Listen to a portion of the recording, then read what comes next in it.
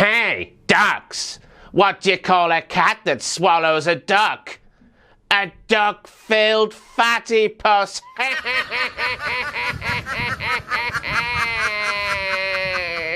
WTF! WTF! Hello, how are you? I am Ross Twiddell from Cultaholic.com, you're a sexual wank pheasant, and welcome to all of the WTF moments from last night's episode of WWE Raw, an episode of Raw that was solid as a rock. Not the rock, not that solid, but solid like a rock. It was good, in that there was nothing overtly bad.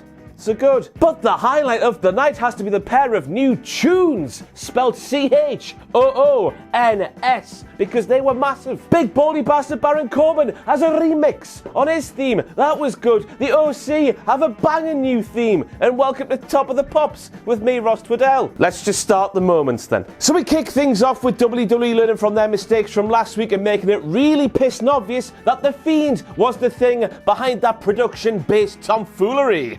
Oh, behave.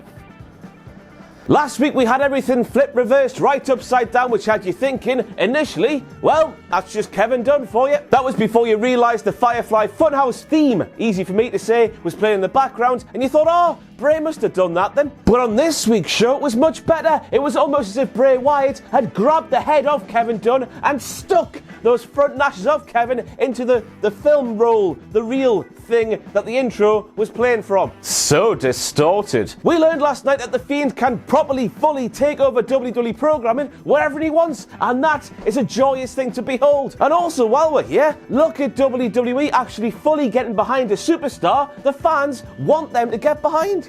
More of that, please. So then we have Seth Rollins, who was telling Braun Strowman, "Braun, man, I've got a lot on my plate, man. Eat my shorts, man. Don't have a cow. Cowabunga." Seth was telling Braun that in 2 weeks he's got Bray Wyatt inside Hell in a Cell. Next week on Raw, he had the winner of that gauntlet match for the Universal Championship. But then for some reason, Seth turned all sassy and got him in Braun's face and said, "Well, if you're going to speak nasty to me, Braun, let's have a wrestle tonight." Yeah, I'm Seth Rollins, and I'm going to put even more on my really busy plate to make it even more busy than it ever had to be, and not in a good way, like when you go for seconds or thirds or fourths at your local Toby Carvery. Toby Carvery for the win. Now we know baby faces are stupid and erratic and don't really think things through in WWE, but Seth Rollins is supposed to be the architect. He bends it down. He should be better than that. Made a grave mistake, Corey. Direct quote from Corey Graves in response to Renee Young when he said, "Renee, Vikings do not have mailing lists. That's the most absurd thing that's ever crossed your lips." Is it really though? Corey, they have Twitter. I didn't even think they'd have mobile phones or microwaves, but there they are with all kinds of social medias, Corey Graves, so I reckon they've got those mailing lists. Maggle, maggle, maggle, maggle, maggle, maggle, maggle, maggle, maggle, maggle, maggle. I am sure that both of these teams have put away a number of Domino's pizzas.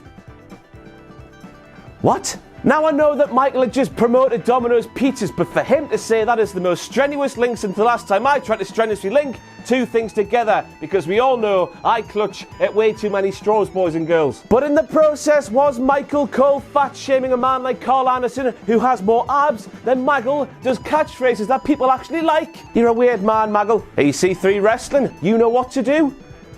I made it sound like a promotion. EC3 doing the wrestling, you know what to do. The end is nigh, the end is nigh, time to run away, the end is nigh, nigh. What she say? Say, shut up, Renee.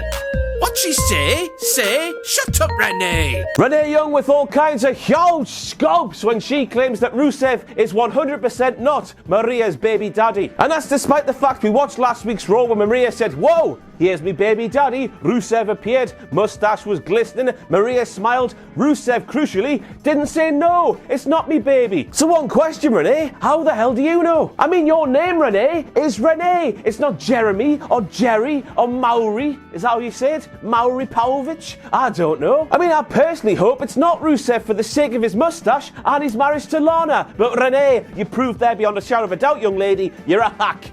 It takes a hack to know a hack. so that's why I can say it, because I'm a massive hack. Dear ignorant Fox Sports reporter, do not ever disrespect Ronald Mysterious by comparing him to Nacho Libre. Even when he rocks up to the very next Raw, just about wearing the actual Nacho Libre colour scheme, which had to have been a deliberate thing he did, and a massive 2 fingers up to that ignorant Foxy man. Well done, Ray. You show them. We've all got your back, but now it's time for this. Wankety wank, wankety wank, wankety wank, wankety wank, wankety wank, wankety wank, wankety wank. Hello and welcome to Wankety Wank, and here is a thing that happened on last night's Raw, and that means I've got 2 things to say, boys and girls. It's burn it down time! I'm the legit architect. Kevin Dunn, you've had a mare, son. Michael Rome, is she Voldemort all of a sudden? Now I am really scared to say her name because last night on Raw when introducing Nikki Cross, Micro merely said, accompanied by her tag team partner. He didn't say her name, so what happens when you say her name? You know what? I'm going for it. Alexa Bliss. Oh, I'm going to kill you in your sleep.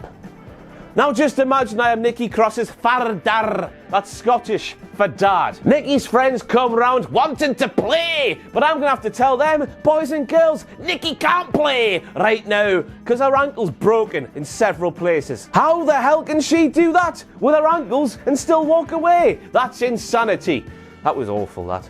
Sorry. New season for Raw, new theme, it seems, for Raw. It's a song by Skillet, and it's called Legendary, and in my humble opinion, it's pissing awful. I was saying this in the office this morning, why do they not get Scooter to do the theme for Monday Night Raw? Just imagine Scooter, Pyro, Michael Cole screaming like he's dropped several disco biscuits. That's the kind of engaging start to Raw you want, isn't it? And also, Raw has a new logo, which means rest in peace, old new era of 2016 to 2019. See ya. So last night's Raw was like, up next, everybody. It's the part of the show you're gagging to see. It's coming up next. Next, it's next. But the actual next thing they show is Lacey Evans walking out to the ring. You horrible, horrible, evil, yet beautiful in a weird troll kind of way. Horrible bastards, WWE. Why should we ever trust you again? Or why should we have been trusting you last night after all of the lies you've told us down the years? Thanks, Dart, WWE. Go back and watch that replay there and you will see Lacey Evans actually wishing she was arrested and then thrown into jail while she was speaking to that policeman in a lovely wholesome manner back in Canada over the weekend. Because basically, Ember Moon gave her a massive moon boot right to the throat and sent a voice box out the back of her neck.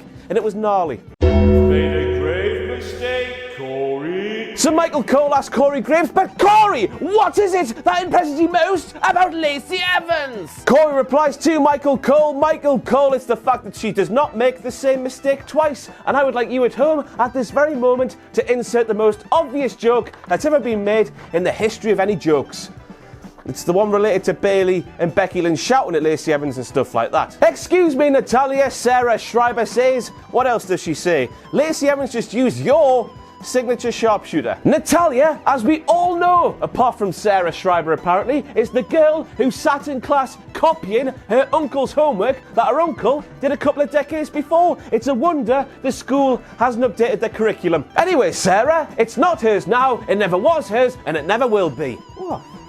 Direct quote from Natalia this time, who said, you know they say that imitation is the most sincerest form of flattery. Natalia there, of course, who does Brett stuff, she wears Jim stuff, and she has stolen Sloth from the Goonies taunt. Hey, you guys! She's David Brent. If you love something too much, it makes you weak. You become vulnerable to all sorts of negative feelings like disappointment, neglect, and loneliness. Now, I watched Sasha Banks' WWE Chronicle episode, and with that in mind, it sounded very much like on last night's Raw, my illegitimate long-lost brother Bray Wyatt was speaking directly to Sasha Banks. I'm sorry if I'm shouting, boys and girls. I had a multivitamin for the first time since I was about 10 years old this morning, and I'm off me nipples. But anyway, subliminal messaging from Vince McMahon through Bray Wyatt to Sasha Banks. That's the hack theory.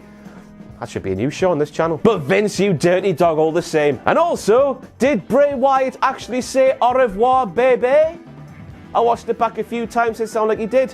What does that mean? Let me know below. Graves, you can finally consummate the 24/7 title, Renee Young says. Corey replies, it's a little too late for that.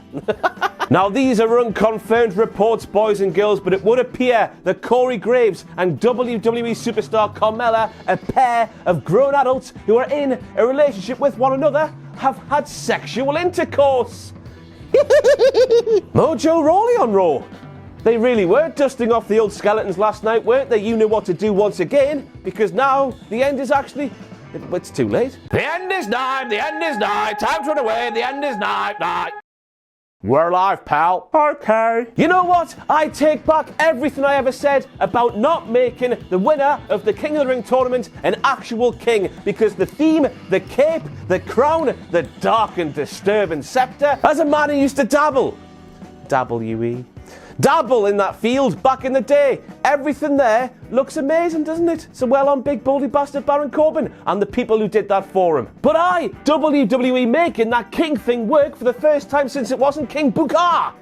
WTF moment. Now I fully understand that we know now that Rome was the man who tried to murder Roman Reigns. But questions have to be asked about that little tinker there, because as far as us fans know, in terms of what have been shown on SmackDown Live and Raw, that person there wasn't even questioned. I'm keeping my eye on you, Hubert Cumberdale. What the hell am I on today? So next up we have the AOP who was sat there backstage saying, yeah, we're really hard us. Everyone else in WWE, they're really soft. Just like poo. Let's go out of this little room here and show everyone just how hard we are and how soft they are. So they went into the corridor and spaffed right in the faces of No Way Jose and Heath Slater. And after doing so, they came back to their little hideaway and said, well, there you go then. We beat up Heath Slater and No Way Jose. That proves we're the hardest men in the world. 2 seconds there, boys and girls. I'm just away to race Fat Bastard from the Austin Powers movies in a 100-meter sprint to prove I'm the fastest man alive.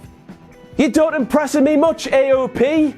But father? So last night we appeared to learn, and I don't want to believe this, that the sound effect at the start of Ricochet's theme is nothing more than a sound effect. You mean to tell me, WWE, that the sound effect you hear at the start of Trevor's theme isn't actually Trevor being shot out of a really massive gun into the position he takes up at the start of his entrance, where he does all that malarkey? The magic's gone. Next you'll be telling me that Dana Brooke is backstage laughing at my illegitimate long-lost brother Bray Wyatt.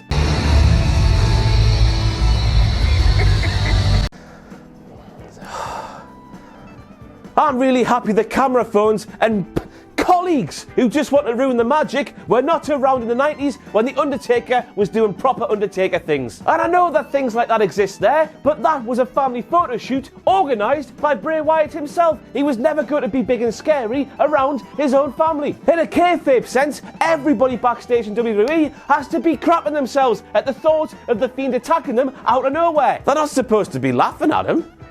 Am I taking this too seriously? I don't know. What she say? Say, shut up, Renee. And next up we have the shocking claim from Renee Young herself, who said that nobody in the world ever likes Marmite. And I'm here to tell you, Renee, that's bollocks, because I like Marmite. Half the world, statistically, factually, scientifically proven, likes Marmite. You either love it or you hate it. You cannot be in the middle. That's half the world there then. Penultimate point right now, and I want you to go back and watch the final die in Ember Moons of last night's Raw, and watch the bit where Bray Wyatt attacks Braun Strowman and attacks Seth Rollins, because there were no camera cuts whatsoever. This is unprecedented, boys and girls. If the world was not ended by EC3 wrestling on last night's Raw, if it wasn't ended by bloody Mojo Rawley not wrestling, he was there on last night's Raw. No camera cuts from Kevin Dunn has to be it.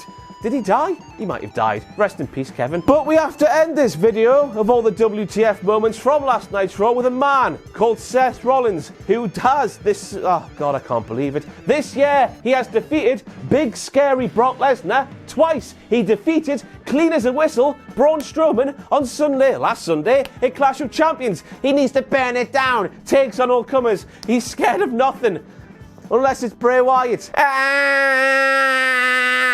Now I get that Bray Wyatt is the human embodiment of a nightmare. We can all see he's a scary man. The lights go off, there's little spotlights, it's all terrifying stuff. But you don't need to have your Universal Champion, a man who defeated Brock Lesnar and Braun Strowman, takes on all comers, well, claims he takes on all comers, in the corner of the ring, cowering away going, to to get over the message that the Fiend Bray Wyatt is a force to be reckoned with. It made Seth Rollins look really pathetic and like a little boy, a little man-child. But still, he would still kick the piss out of me, so what am I talking about anyway? What does any of this matter? I don't know. I've been Ross Trudell from Cultaholic.com, still your Cultaholic Heavyweight Champion. Thanks for being a sexual wank pheasant. I'll try and tone things down tomorrow.